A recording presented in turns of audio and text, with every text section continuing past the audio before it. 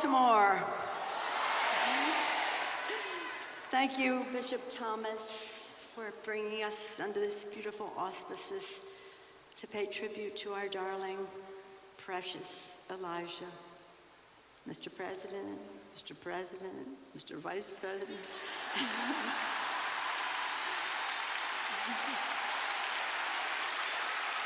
Madam Secretary, Archbishop Lori, Bishop, members of the clergy, distinguished guests who are all here for our darling Elijah. As Speaker of the House, I have the sad honor and personal privilege to bring the condolences of the entire Congress of the United States to Maya, the Cummings family, the people, the constituents of Elijah's district, people of Baltimore, to our entire country. I say that with great authority because yesterday, my friends and those of you who loved Elijah, yesterday, Maya gave us the privilege of having a celebration of Elijah's life in the capital of the United States.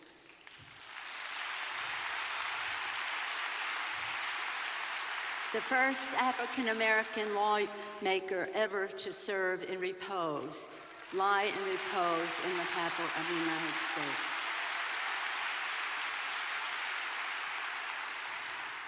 It was so beautiful, and as has been referenced, Elijah brought people together in life of different parties and in his death of different parties.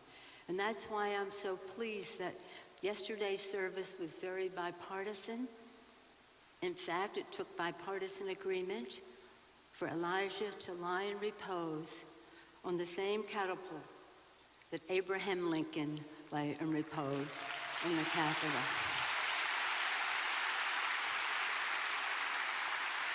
And so today we have a very strong bipartisan of Elijah's colleagues from the House of Representatives, led by our chair of the Black Caucus, Karen Bass, our leader, Steny Hoyer, John Lewis, Marcia, who got the nod, and I'm happy to get it as well, and so many of our members of the House in a bipartisan fashion. Please rise to be recognized.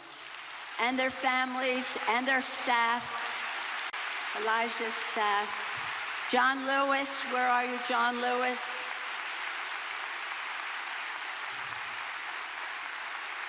And we had a strong representation from the United States Senate in a bipartisan way yesterday.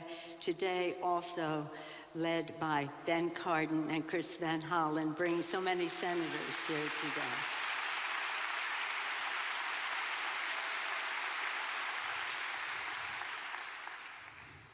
Bishop Thomas, how brilliant was it of Elijah's parents to name him Elijah? As the secretary said, the Lord, the God is my Lord. And as we know from the Old Testament, there is a tradition to leave a seat at the table for Elijah who might show up. But our Elijah always made a seat at the table for others. He made a seat at the table for children who needed an education, for even new members of Congress so that he could mentor them, for all who wanted to be part of the American dream.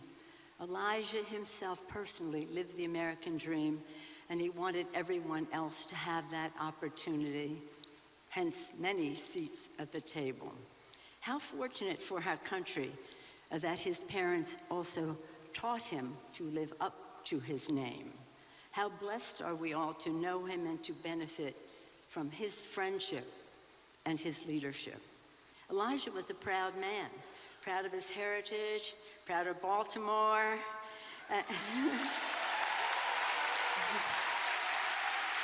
and proud of America. He always appealed to our better angels and to the promise of America, calling us to live up to our principles and for a higher purpose. As he said, and this is so, all the words that we will use that are the best words are words that Elijah used. when we were not meeting the needs of children in our country, he said, "We are better than this."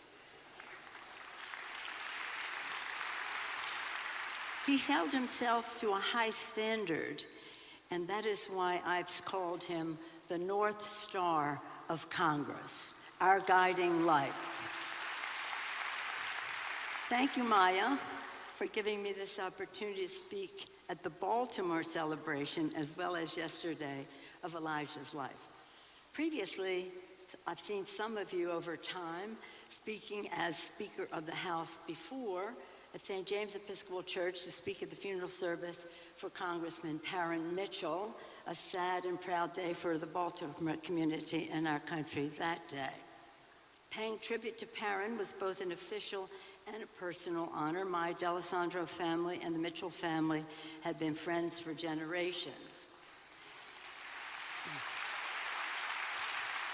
Now it is my great honor and personal sadness to join you at the New Psalmist Baptist Church, Elijah's Church, to celebrate Elijah's life.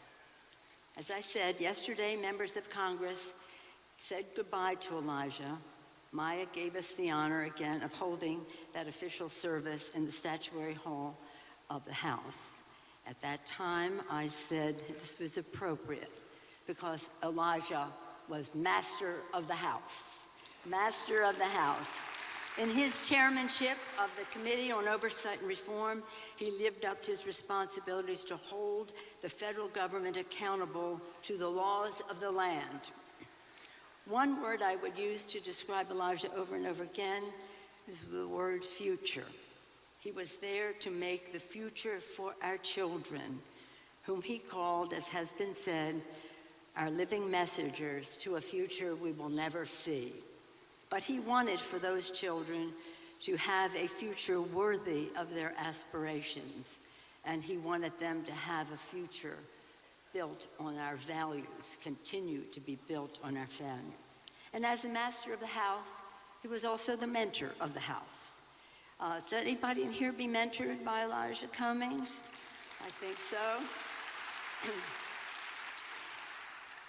It was no surprise that when we had this election and we won the Congress that Elijah said, "Send me as many freshmen as you can because I want to help them be oriented to reach their fullest potential in the House of Representatives."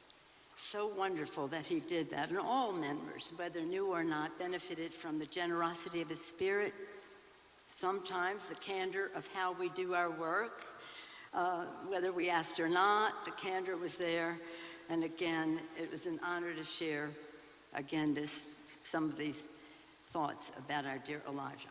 Elijah loved Baltimore and his district. He was my Baltimore brother in Congress. We had our chats about Baltimore all the time. He loved and respected his constituents. By example, he gave people hope. By his courage, he fought for what is right. By his brilliance, knowledge, and legal prowess, he made a difference in so many ways, fighting for gun violence prevention, expanding opportunity for everyone, recognizing, now this was most recent, recognizing the cost of prescription drugs hurt the health and economic well-being of America's working families. He was willing to reach across the aisle, even across the Capitol, even down Pennsylvania Avenue. So it should be a source of pride to all of us who loved Elijah that the committee chairman immediately named H.R. 3, the Lower Drug Cost Act, now the Elijah E. Cummings Lower Cost Drug Act.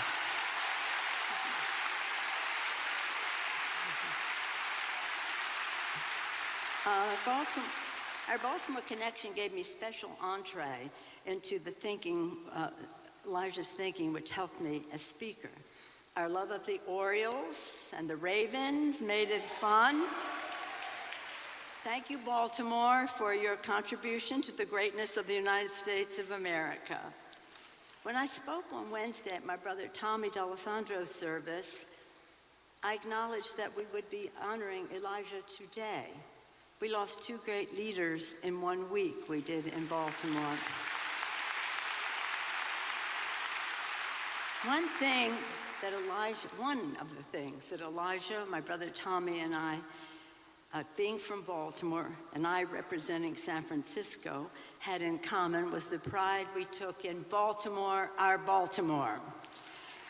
Another thing Tommy, Elijah, and I in representing San Francisco, had in common that our hearts are full of love for America. I used to tell them in San Francisco, for us, love means letting other versions exist. And that's exactly what Elijah did.